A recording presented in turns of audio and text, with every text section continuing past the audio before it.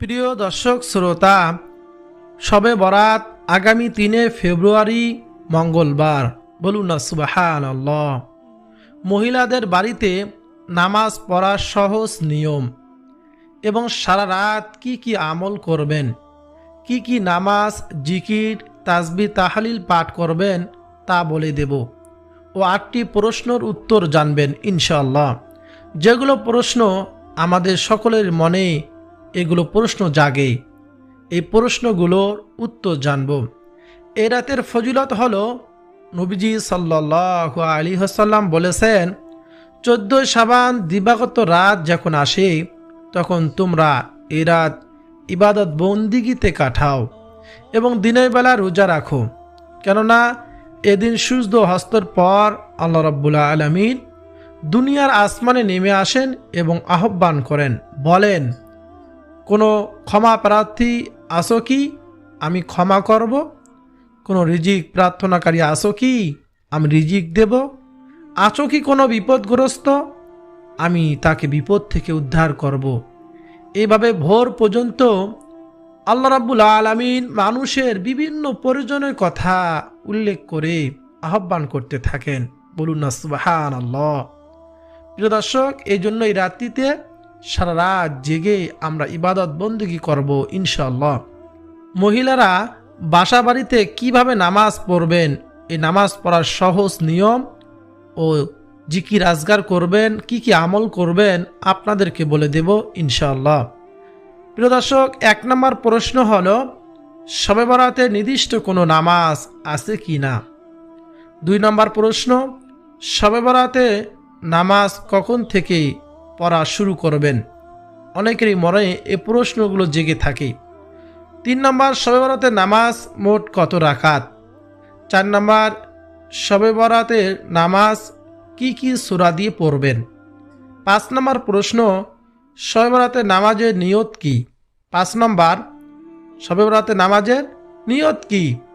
6 নম্বরে, এ রাতে আর কি কি নামাজ পড়া যাবে? 7 নম্বর, 2 রাকাত বা 4 রাকাত নামাজের পর কি আমল, দোয়া, তাসবিহ, জিকির আজগার করবেন? 8 নম্বর, সর্বশেষ, কি নিয়মে মোনাজাত করলে আল্লাহ রাব্বুল আলামিন কবুল করবেন? প্রিয় দর্শক শ্রোতা, এই 8টি প্রশ্নের উত্তর আজকে আমরা জানব। আজকের আলোচনাটি নারী পুরুষ প্রত্যেকেরই জন্য খুবই উপকারী হবে ইনশাআল্লাহ। প্রিয় দর্শক, তাহলে চলুন একে একে প্রত্যেকটি প্রশ্নের উত্তর জেনে নেই। 1 নম্বর প্রশ্ন, শবে বরাতে নির্দিষ্ট কোনো নামাজ আছে কি না?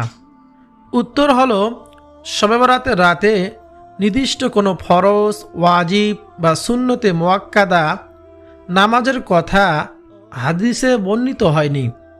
তবে শবে বরাতের রাতে ইবাদতের বিশেষ ফজিলত রয়েছে। এই রাতে যত ইবাদত আছে সবই হলো নফল ইবাদত। তবে শবে বরাতের রাতে কোরআন তেলাওয়াত, তাসবিহ, তাহলিল, জিকির আজগার, দোয়া, ইস্তেগফার এবং নফল নামাজ পড়া যাবে ইনশাআল্লাহ। 2 নম্বর প্রশ্ন, শবে বরাতের নামাজ কখন থেকে পড়া শুরু করবেন? উত্তর, মাগরিবের পর থেকেই মূলত আমাদের নামাজ ও ইবাদত শুরু করতে হবে। হাদিসে আছে, এদিন সূর্য ডুবার পর আল্লাহ সুবহানাহু ওয়া তাআলা পৃথিবীর নিকটতম আকাশে নেমে আসেন এবং বলেন, কে আসো আমার নিকট ক্ষমা প্রার্থী, আমি তাকে ক্ষমা করব? কে আসো রিজিক প্রার্থনাকারী, অভাব অনটনের মধ্যে রয়েছো, আমি তাকে রিজিক দান করব? কে আসো রোগ শোক এরকম রোগ থেকে প্রার্থনাকারী, আমি তাকে রোগ থেকে শিফা দান করব? কে আসো বিভিন্ন অভাব অনটনে, আমার কাছে চাও, আমি তার অভাব অনটন দূর করে দেব। এরকম বিভিন্ন প্রয়োজনের কথা উল্লেখ করে ফজর হওয়া পূর্ব পর্যন্ত তিনি এভাবে আহ্বান করেন। আল্লাহ রাব্বুল আলামিন এভাবে বলতে থাকেন বান্দাদেরকে। এজন্য মাগরিবের পর থেকে ফজর পর্যন্ত, ফজর নামাজ পর্যন্ত আমরা ইবাদত করব ইনশাআল্লাহ। 3 নম্বর প্রশ্ন, শবে বরাতের নামাজ মোট কত রাকাত? উত্তর হলো, শবে বরাতের নামাজের নির্দিষ্ট কোনো সংখ্যা নেই, তাই নফল নামাজ 2 রাকাত করে যত রাকাত খুশি আপনার তত রাকাত পড়তে পারবেন, কোনো সমস্যা নেই। 4 নম্বর প্রশ্ন ছিল শবে বরাতের নামাজ কি কি সূরা দিয়ে পড়বেন। উত্তর, শবে বরাতের নামাজে এখানে সূরা ফাতিহা একবার আর সূরা ইখলাস 3 বার পড়তে হবে বা সূরা ওয়াকিয়া পড়তে হবে এমন কোনো কথা হাদিসে নেই। এগুলো সম্পূর্ণ ভিত্তিহীন। তাই সূরা ফাতিহার পরে যে কোনো সূরা দিয়ে নামাজ পড়লেই নামাজ হয়ে যাবে। এই শবে বরাতের রাতের নামাজে নির্দিষ্ট কোনো সূরা নেই। 5 নম্বর প্রশ্ন, শবে বরাতের নামাজের নিয়ত কি? শবে বরাতের নামাজের নিয়ত বলবেন, আমি 2 রাকাত নফল নামাজ পড়তেছি কিবলামুখী হয়ে, আল্লাহু আকবার। নিয়ত এভাবে করবেন, আমি 2 রাকাত নফল নামাজ পড়ছি কিবলামুখী হয়ে, আল্লাহু আকবার। এইভাবে সংক্ষিপ্ত নিয়ত করলেই নামাজ হয়ে যাবে ইনশাআল্লাহ। 6 নম্বর প্রশ্ন ছিল এ রাতে আর কি কি নামাজ পড়া যাবে। উত্তর হলো, হযরত আলী রাদিয়াল্লাহু তাআলা আনহু বলেন, রাসূলুল্লাহ সাল্লাল্লাহু আলাইহি ওয়াসাল্লাম বলেছেন, যখন মধ্য শাবানের রাত আসে তখন তোমরা এ রাতে দাঁড়িয়ে নামাজ পড়ো এবং পরের দিন রোজা রাখো। ইবনে মাজাহ শরীফের হাদিস। যেহেতু আল্লাহর প্রিয় হাবিব রাসূলুল্লাহ সাল্লাল্লাহু আলাইহি ওয়াসাল্লাম নামাজ পড়ার জন্য নির্দেশ দিয়েছেন, সেহেতু আমরা এই রাতে কিভাবে নামাজের মাধ্যমে কাটাবো তার ব্যাপারে একটু আলোচনা করব। মনে রাখবেন প্রিয় দর্শক, এ রাতে যে নামাজ পড়বেন সেগুলি নফল নামাজ। নফল নামাজ এটা কোনো ফরজ ওয়াজিব নয়। তাছাড়া এ রাতে কোনো নির্দিষ্ট নামাজের কথাও স্পষ্টভাবে উল্লেখ নেই। সেজন্য আমরা যেসব নফল নামাজ হাদিস দ্বারা প্রমাণিত এবং যেসব নামাজ বুজুর্গণে দিন পড়েছেন সে নামাজ সেগুলি ইবাদত আজকে ধারাবাহিকভাবে আপনাদের সামনে তুলে ধরব, যাতে আপনাদের জন্য গোটা রাত এসব ইবাদত বন্দেগী করতে সহজ হয়। প্রিয় দর্শক, আপনি চাইলে এগুলো নামাজ পড়তে পারেন। মাগরিবের 3 রাকাত ফরজ এবং 2 রাকাত সুন্নত নামাজের পর 2 রাকাত করে 6 রাকাত সালাতুল আওয়াবিনের নামাজ পড়তে পারেন। এ নামাজের অসংখ্য ফজিলত রয়েছে। এ নামাজ সম্পর্কে হাদিসে এসেছে, রাসূলুল্লাহ সাল্লাল্লাহু আলাইহি ওয়াসাল্লাম বলেছেন, মাগরিবের নামাজের পরে যে ব্যক্তি দুনিয়াবি কোনো কথা না বলে 6 রাকাত নামাজ পড়বে তাহলে 12 বছর ইবাদত বন্দেগী করার সমান সওয়াব তার আমলনামার মধ্যে আল্লাহ রাব্বুল আলামিন দিয়ে দিবেন। বলুন না সুবহানাল্লাহ। এ নামাজে আরও ফজিলত রয়েছে যে মাগরিবের নামাজের পর যে ব্যক্তি 2 রাকাত করে 6 রাকাত সালাতুল আওয়াবির নামাজ পড়বে তার 50 বছরের গুনাহ ক্ষমা করে দেওয়া হবে। বলুন না সুবহানাল্লাহ। এজন্য অবশ্যই এই 6 রাকাত নামাজ আমরা আদায় করব। নিয়ত কিভাবে করবেন? আমি 2 রাকাত সালাতুল আওয়াবিনের নফল নামাজ আদায় করিতেছি, আল্লাহু আকবার। প্রিয় দর্শক, অন্য সময় যেভাবে নফল নামাজ আদায় করেন ঠিক তেমনিভাবে যে কোনো সূরা দিয়ে এই নফল নামাজ আপনারা 6 রাকাত পড়বেন, তাহলে আপনার নামাজ হয়ে যাবে। এ নামাজে নির্দিষ্ট কোনো সূরা নেই। প্রিয় দর্শক, তারপর ইশারের নামাজ পড়বেন, 4 রাকাত ফরজ, 2 রাকাত সুন্নত, বেতে 3 রাকাত দেরিতে পড়বেন। তারপর আপনারা 2 রাকাত 4 রাকাত সালাতুত তাওবার নামাজ পড়বেন। প্রিয় দর্শক, আমাদের গুনাহ হয়ে যায় প্রতিটি সেকেন্ডে, প্রতিটি মুহূর্তে যেদিকে তাকাই শুধু গুনাহ আর গুনাহ। প্রিয় দর্শক, এই গুনাহ থেকে পবিত্র হয়ে আল্লাহ তাআলার কাছে সকল গুনাহ থেকে ক্ষমার জন্য 2 রাকাত 4 রাকাত তাওবার নামাজ পড়বেন। নিয়ত কিভাবে করবেন? আমি 2 রাকাত তাওবার নামাজ পড়িতেছি, আল্লাহু আকবার। যে কোনো সূরা দিয়ে এই নামাজ পড়তে পারবেন। এই নামাজ 2 রাকাত 4 রাকাত নামাজ পড়বেন। তারপর কিছু তাসবিহ তাহলিল পাঠ করে, দরুদ শরীফ পাঠ করে, সকল গুনাহের কথা স্মরণ করে আল্লাহ রাব্বুল আলামিনের কাছে ক্ষমা চাইবেন। আল্লাহ রাব্বুল আলামিন এই রাতের ওসিলায় আপনাকে আমাকে ক্ষমা করে দেবেন ইনশাআল্লাহ। তারপর 2 রাকাত সালাতুল হাজতের নামাজ পড়বেন একই নিয়মে। প্রিয় দর্শক, নফল নামাজের মধ্যে সবচেয়ে ফজিলতপূর্ণ নামাজ হলো 4 রাকাত সালাতুত তাসবিহ নামাজ পড়া। অবশ্যই এই রাত্রিতে সালাতুত তাসবিহ নামাজ আপনার পড়বেন। এই সালাতুত তাসবিহ নামাজ অনেক ফজিলতপূর্ণ। আল্লাহ রসুল সাল্লাল্লাহু আলাইহি সাল্লাম বলেছেন, এই সালাতুত তাসবিহ নামাজ পড়লে সামনের পিছনে জানা অজানা ইচ্ছাকৃত অনিচ্ছাকৃত সগীরা কবিরা সকল গুনাহ আল্লাহ তাআলা মাফ করে দেন। প্রিয় দর্শক, এই সালাতুত তাসবিহ নামাজের নিয়ম রয়েছে। একটি তাসবিহ আছে সুবহানাল্লাহ আলহামদুলিল্লাহ লা ইলাহা ইল্লাল্লাহ ওয়াল্লাহু আকবার। এই তাসবিহটি প্রত্যেক রাকাতে 75 বার পড়তে হয়। এই সালাতুত তাসবিহ নামাজ কিভাবে পড়বেন যদি জানতে চান কমেন্ট করে জানাবেন। পরবর্তীতে আমি এই সালাতুত তাসবিহ নামাজ সম্পর্কে একটি পূর্ণাঙ্গ ভিডিও আপনাদের সামনে নিয়ে আসব ইনশাআল্লাহ। প্রিয় দর্শক, শেষ রাতিতে যেহেতু আমরা সেহরি খেয়ে পরের দিন রোজা রাখবো, শেষ রাতিতে সেহরি খাওয়ার আগে তাহাজ্জুদের 2 রাকাত 4 রাকাত এরকম 12 রাকাত পর্যন্ত আদায় করবেন। প্রিয় দর্শক, যত ধরনের নফল নামাজ আছে এই রাতে সব নফল নামাজ আপনারা পড়তে পারবেন, কোনো সমস্যা নেই। 7 নম্বর প্রশ্ন ছিল 2 রাকাত বা 4 রাকাত নামাজের পর কি আমল, দোয়া, তাসবিহ, জিকির আজকার করবেন। প্রিয় দর্শক, 4 রাকাত নফল নামাজ আদায় করার পর এগুলো জিকির করতে পারেন। 100 বার লা ইলাহা ইল্লাল্লাহ লা ইলাহা ইল্লাল্লাহ জিকির করা, এটা সর্বশ্রেষ্ঠ একটি জিকির। হাদিসে এর অনেক ফজিলত রয়েছে। আবু সাঈদ খুদরি রাদিয়াল্লাহু তাআলা আনহু বলেন, রাসূলুল্লাহ সাল্লাল্লাহু আলাইহি সাল্লাম বলেছেন, মুসা আলাইহিস সালাতু ওয়াস সালাম একবার আল্লাহ তাআলার কাছে আরজ করেন, হে আল্লাহ, আপনি আমাকে এমন একটি দোয়া শিখিয়ে দিন যার মাধ্যমে আমি আপনার নিকট জিকির করতে পারি, আপনাকে ডাকতে পারি এবং আপনার কাছে প্রার্থনা করতে পারি। আল্লাহ রাব্বুল আলামিন বললেন, হে নবী মুসা, তুমি বলো লা ইলাহা ইল্লাল্লাহ। নবী মুসা আলাইহিস সালাতু ওয়াস সালাম বললেন, হে আল্লাহ, আপনার সব বান্দা বান্দি তো এই জিকির করে জানে, আমি এমন একটি জিকির চেয়েছি, এমন একটি দোয়া চেয়েছি যেটা কেউ জানে না, সিক্রেট আমার জন্য একেবারেই। আল্লাহ রাব্বুল আলামিন আবারও বললেন, তুমি বলো লা ইলাহা ইল্লাল্লাহ। নবী মুসা আলাইহিস সালাতু ওয়াস সালাম বললেন, হে আল্লাহ, আপনি ছাড়া কোনো ইলাহ নেই, কিন্তু আমি চাইছি আমাকে বিশেষ একটি দোয়া শিখিয়ে দিবেন যা কেবল আমার জন্যই হবে।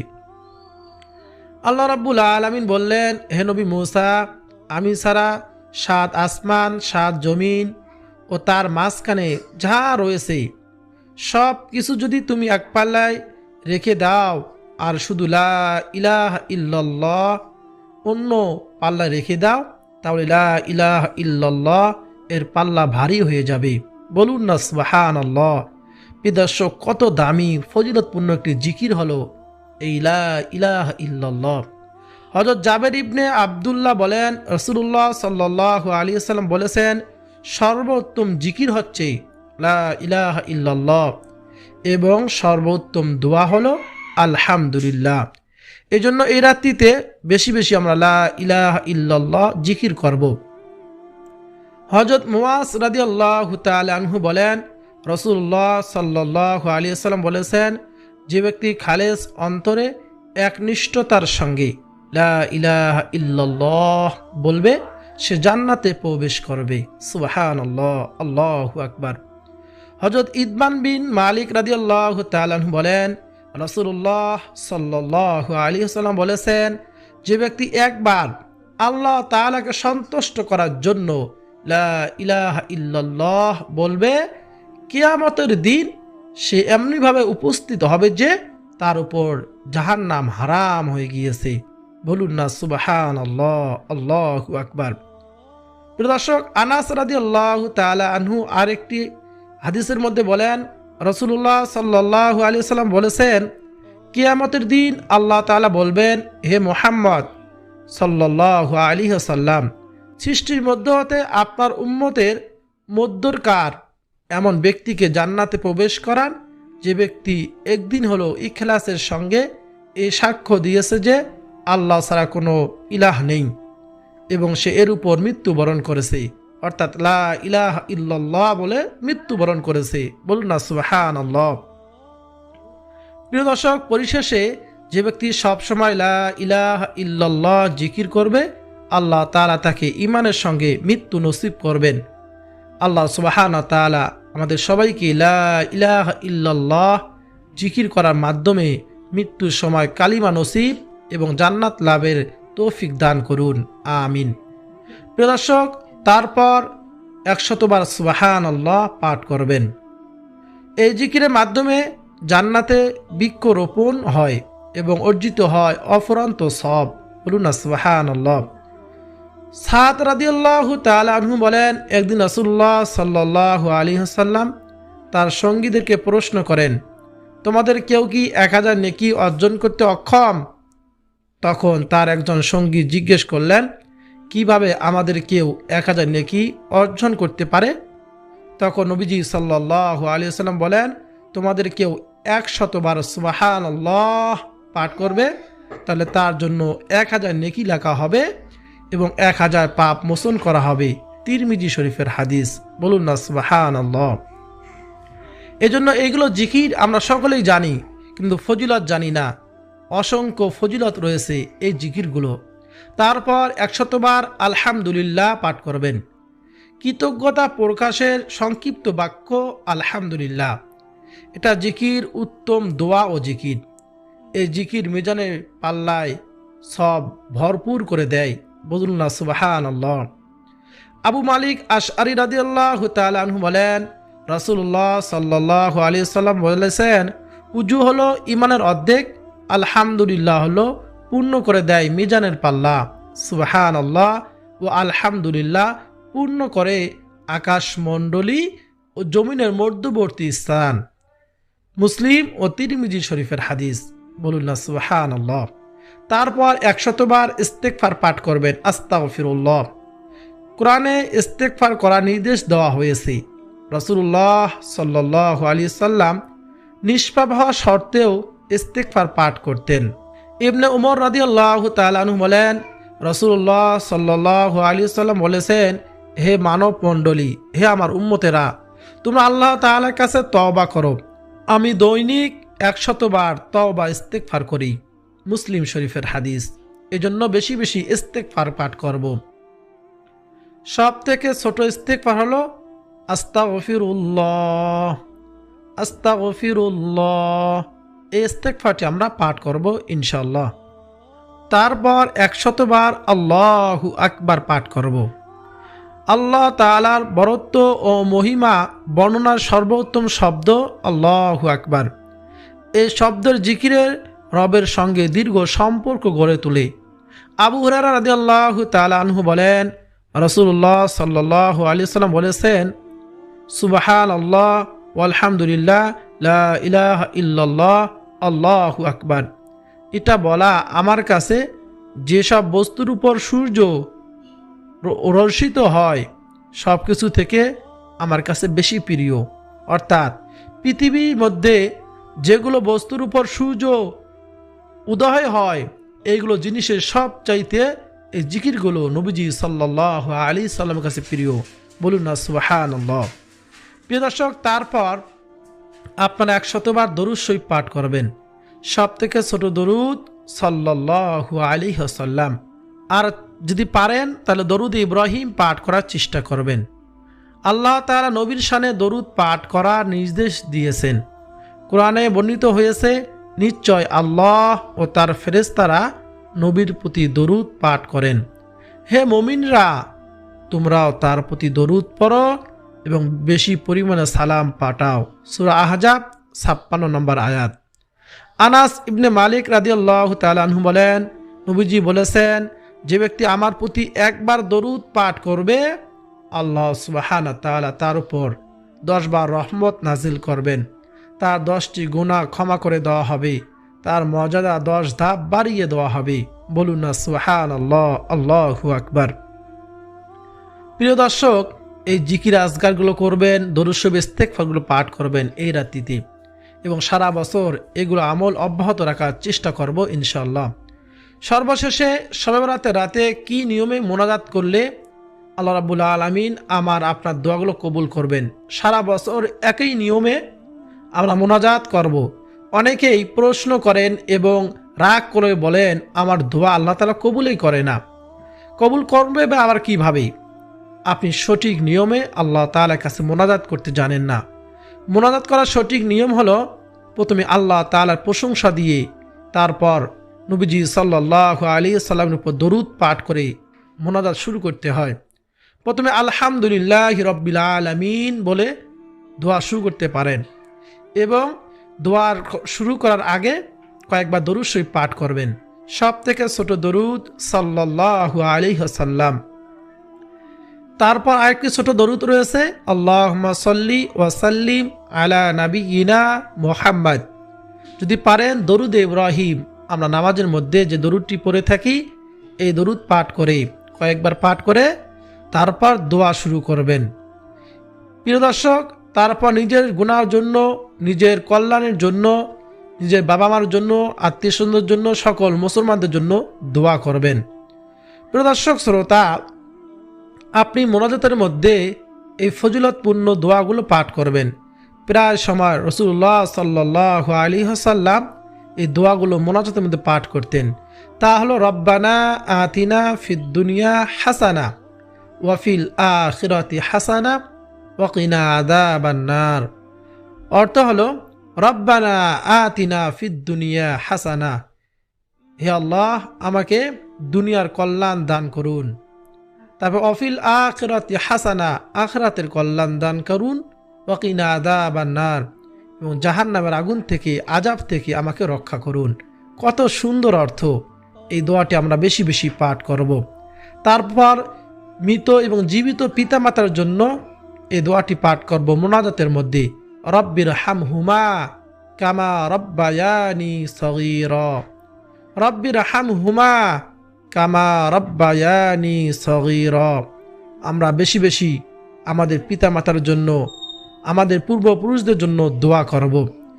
প্রিয় দর্শক, আমরা এই রাত্রিতে মাগরিবের পর থেকে আমল শুরু করব ফজর নামাজ পর্যন্ত। আর একটি এই রাত্রিতে বিশেষ ইবাদত রয়েছে, বিশেষ গুরুত্ব দিয়ে আপনারা ইশার নামাজ এবং ফজরের নামাজ জামাতে আদায় করবেন। হাদিসে এসেছে যে ব্যক্তি ফজর এবং ইশার নামাজ জামাতে আদায় করে সারা রাত আল্লাহ রাব্বুল আলামিন নামাজ পড়ার সব তার আমলনামার মধ্যে দিয়ে দেন। কিন্তু মহিলা মা বোনেরা সময় মতো এই নামাজগুলো আপনারা পড়বেন, তাহলে আপনি এই মর্যাদা পেয়ে যাবেন, এই সবের অধিকারী হয়ে যাবেন ইনশাআল্লাহ। প্রিয় দর্শক শ্রোতা, বিশেষ করে মহিলা মা বোনেরা আপনারা এই নামাজ এবং জিকির আজকারগুলো করবেন। অনেক সময় আপনারা জানতে চান যে রাতে কি কি ইবাদত করব।